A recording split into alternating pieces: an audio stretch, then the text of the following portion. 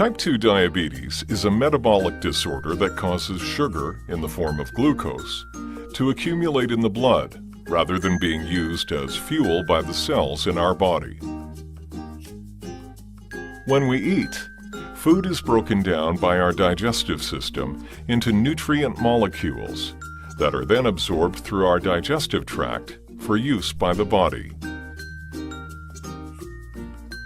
Foods containing carbohydrates or various sugars are broken down into glucose. Glucose is an important source of fuel for many organs in our body.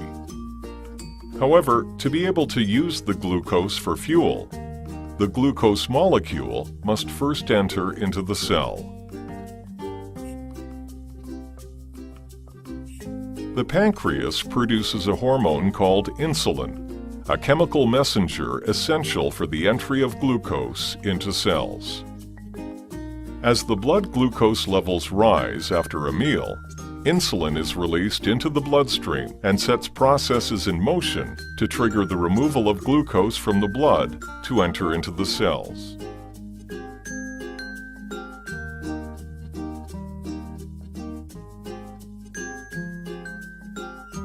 In type 2 diabetes, the cells become resistant to insulin and ignore its message to absorb glucose. This is known as insulin resistance.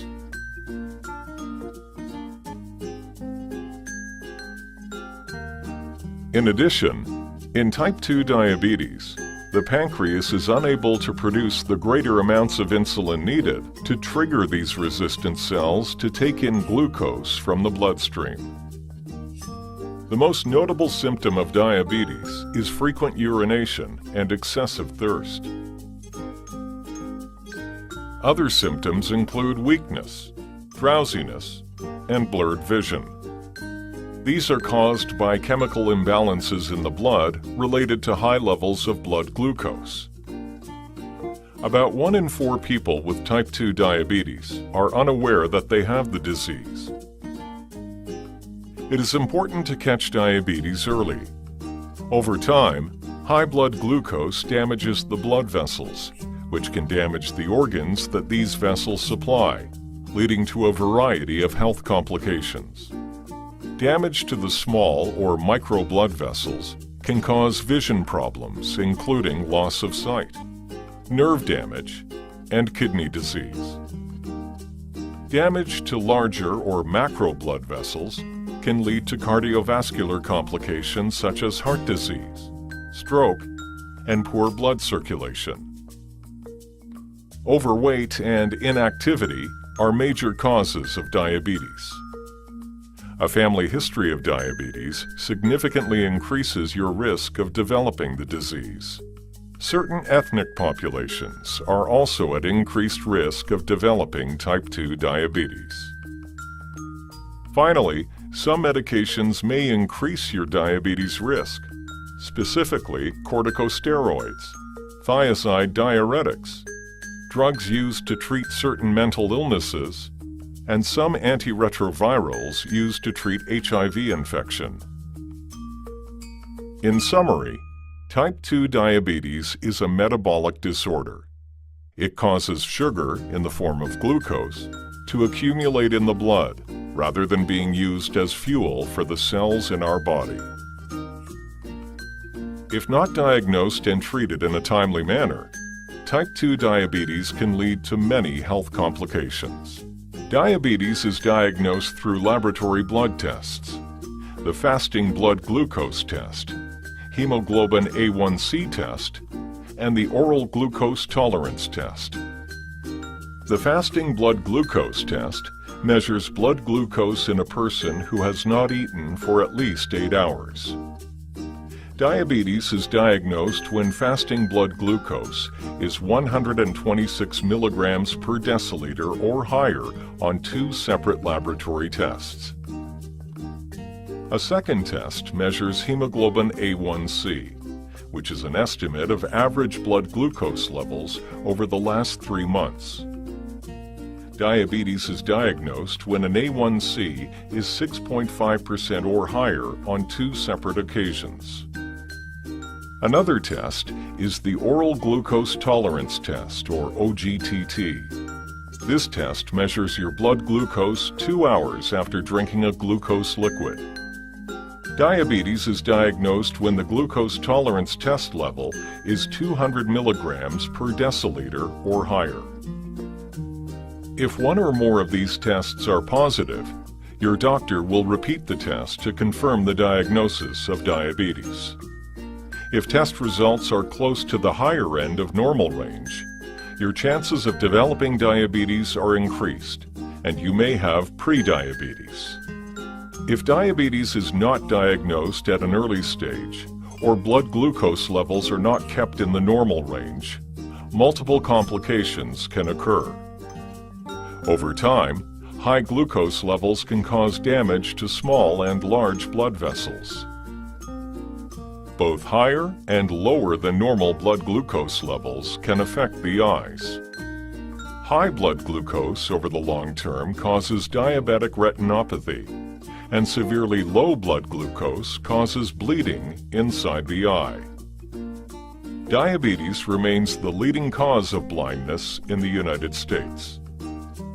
Diabetic kidney disease, also known as diabetic nephropathy, is another serious complication that remains the leading cause of kidney failure requiring dialysis or kidney transplantation. About 1 in 3 persons with diabetes have some degree of nerve damage, known as diabetic neuropathy, at the time of diagnosis. Most commonly, this causes loss of sensation in the hands and feet. Damage to large blood vessels may cause heart attacks, strokes, and blood flow problems that can lead to foot ulcers or even amputations. Fortunately, diagnosing diabetes at an early stage and managing it well can help delay or prevent many of these complications. Regular checkups are important because at the early stages of diabetes or its complications, a person may not have any symptoms.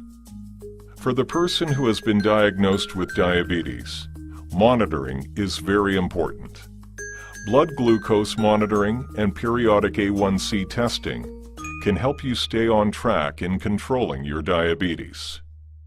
Your doctor will also carry out other lab tests, such as monitoring of blood cholesterol and triglyceride levels, as well as carry out a urine protein test to monitor kidney function. Regular foot examinations and preventative care are important, especially if you have nerve damage in your feet. Your eyes should also be examined regularly for retinopathy, glaucoma, and cataracts. The pneumonia vaccine and annual influenza vaccines are recommended for most patients with type 2 diabetes. In summary, type 2 diabetes is diagnosed through various blood tests. If not diagnosed early, or if inadequately controlled, diabetes can lead to damage of important organs that impact health and quality of life. Regular monitoring of diabetes with your doctor can help prevent these complications or detect them at an early stage while they are still treatable. The goal of type 2 diabetes treatment is to safely keep blood glucose within the normal range. Improving diet and exercising regularly are important parts of type 2 diabetes management and treatment. In overweight or obese persons, weight loss can often return blood glucose levels to normal if it occurs early. Exercise decreases the resistance of the cells to the action of insulin, making it easier for the glucose to enter the cells from the bloodstream. This benefit of exercise occurs even if there is no associated weight loss. If weight loss, improved diet, and exercise do not reduce blood glucose levels adequately, then medication is the next step. There are a variety of oral and injectable medications used to treat type 2 diabetes. Most persons with diabetes are initially prescribed metformin. Metformin blocks the production of glucose by the liver. Metformin also decreases the resistance of cells to insulin, making it easier for the cells to take up glucose from the bloodstream. After metformin, doctors often prescribe sulfonylureas or DPP-4 inhibitors. Like metformin, sulfonylureas are inexpensive and effective. They work by increasing insulin release from the pancreas. However, they may cause hypoglycemia. Hypoglycemia occurs when the blood glucose level drops too low.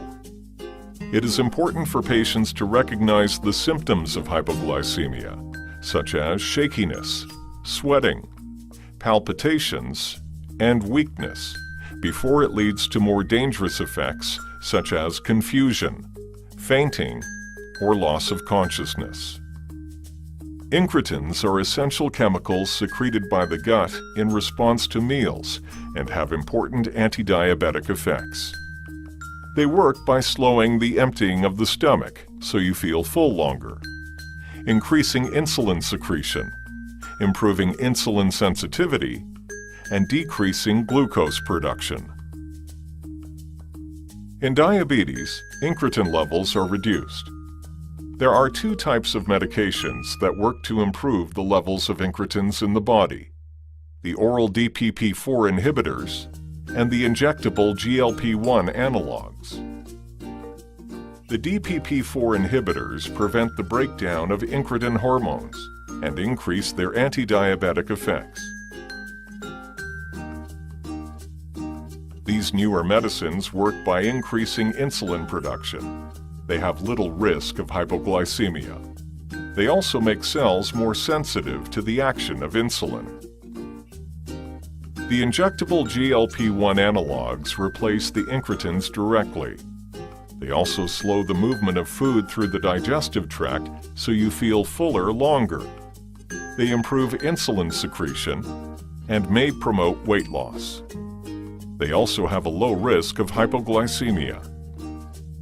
Thiazolidinediones are another class of oral anti-diabetic agents.